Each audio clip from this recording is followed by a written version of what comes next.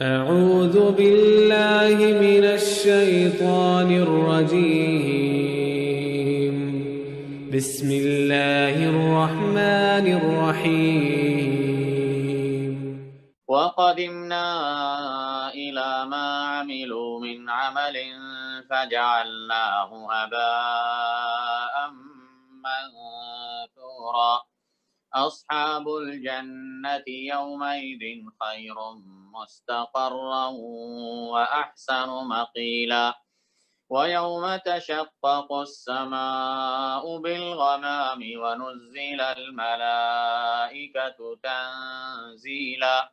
الملك يومئذ الحق للرحمن وكان يوما على الكافرين عسيرا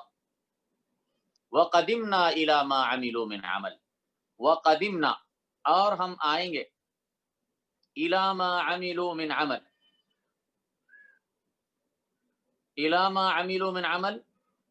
اس کی طرف جو بھی انہوں نے عمل کیا تھا کسی بھی عمل میں سے، اور ہم آگے بڑھیں گے اس کی طرف جو بھی انہوں نے عمل کیا تھا کسی بھی عمل میں سے، فجعلناہ بس ہم بنا دیں گے اس کو ہباء غبار منثورا پراگندہ پھیلا ہوا۔ تو پھر اللہ کہہ رہا ہے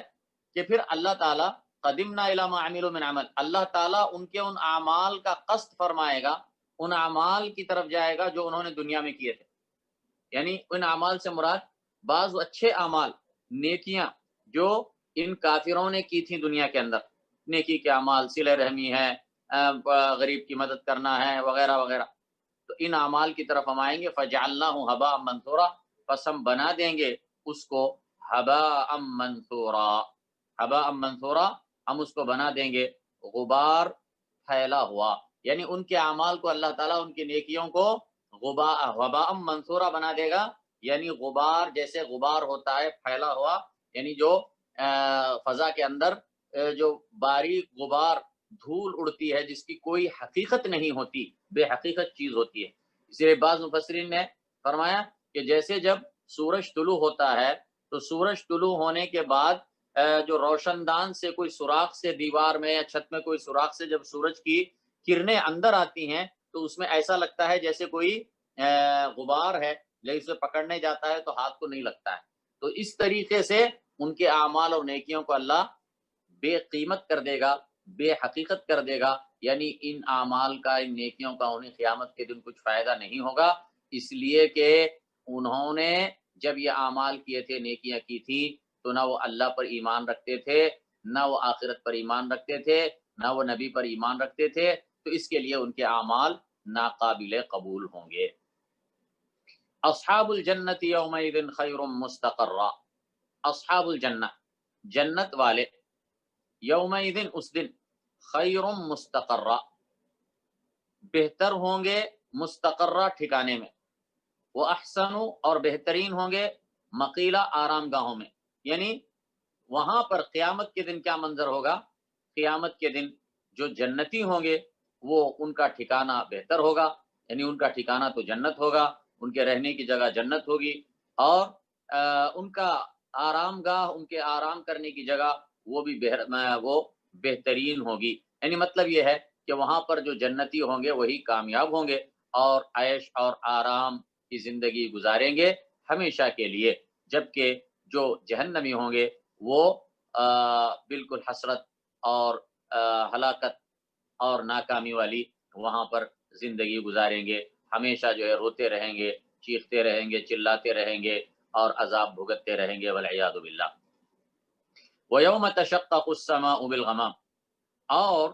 جس دن پھٹ پڑے گا آسمان، وَيَوْمَ تَشَقَّقُ السَّمَاء، اور جس دن پھٹ پڑے گا آسمان یا پھٹ جائے گا آسمان، بالغمامی بادلوں کے ساتھ، یعنی آسمان قیامت کے دن کا منظر ہے کہ آسمان پھٹے گا، کھلے گا، پھٹے گا، اور اس میں سے نور کے بادل نکلیں گے، مخصوص قسم کے نور کے بادل وہاں سے جو ہے نا نیچے اتریں گے۔ یوم تشقق السماء بالغمام، اور جس دن پھٹ جائے گا آسمان بادلوں کے ساتھ، ونزل الملائکۃ تنزیلا، اور اتارے جائیں گے فرشتے تنزیلا، خوب اچھی طرح، یعنی آسمان پھٹ جائے گا اور وہاں سے نور کے بادل نکلیں گے اور فرشتے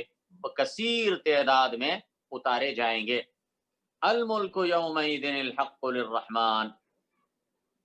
بادشاہت یومئذ اس دن، الحق حق ہوگی، للرحمن رحمان کے لیے، یعنی اس دن کی بادشاہت صرف اللہ کے لیے ہوگی، وہاں پر کوئی دوسرا بادشاہ نہیں ہوگا۔ حضرت ابو ہریرہ رضی اللہ عنہ سے روایت ہے کہ رسول اللہ صلی اللہ علیہ وسلم نے فرمایا، اللہ تبارک و تعالی قیامت کو، اللہ تبارک و تعالی زمین کو قیامت کے دن پکڑے گا اور آسمان کو اپنے دائیں ہاتھ میں لپیٹے گا اور پھر کہے گا میں ملک ہوں، زمین کے ملوک بادشاہ کدھر ہیں؟